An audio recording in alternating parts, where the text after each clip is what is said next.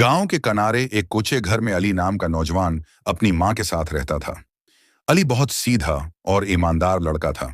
पूरे गांव वाले उसकी नेकी और सच्चाई की मिसालें दिया करते थे।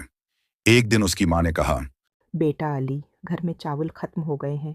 बाजार से 5 किलो चावल ले आओ। अली खुशी खुशी बाजार की तरफ रवाना हुआ। बाजार में लोगों की चहल पहल थी। दुकानदार अपनी दुकानों पर बैठे सामान बेच रहे थे। अली एक दुकान पर पहुंचा जहां मुल्क साहब बैठे थे। वो गांव के पुराने और मशहूर दुकानदार थे। अली ने अदब से कहा, मुल्क भाई, मुझे 5 किलो चावल दे दीजिए। मलिक साहब ने तराजू उठाया, चावल नापे और एक थैले में डालकर अली को दे दिए। अली ने शुक्रिया अदा किया और खुशी खुशी घर लौट आया। जब वो घर पहुंचा तो उसकी मां ने थैला खोलकर चावल तौले। पता चला कि 5 किलो के बजाय सिर्फ 4.5 किलो चावल हैं। मां ने हैरत से कहा। बेटा, लगता है तराजू में कमी है। अली ने मां की बात गौर से सुनी और बोला। अम्मा, सच्चाई सबसे बड़ी ताकत है। मैं अभी वापस जाता हूँ। अली फौरन दुकान पर गया।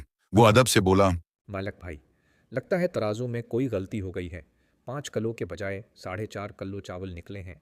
ये सुनकर मलिक साहब का चेहरा शर्मिंदगी से झुक गया। वो बोला, बेटा, तुमने बिल्कुल सच कहा। ये मेरी गलती है। मैं अभी तुम्हें बाकी चावल दे देता हूँ। अली ने मुस्कुराकर जवाब दिया। मुल्क भाई, बरकत हमेशा सच में ही होती है।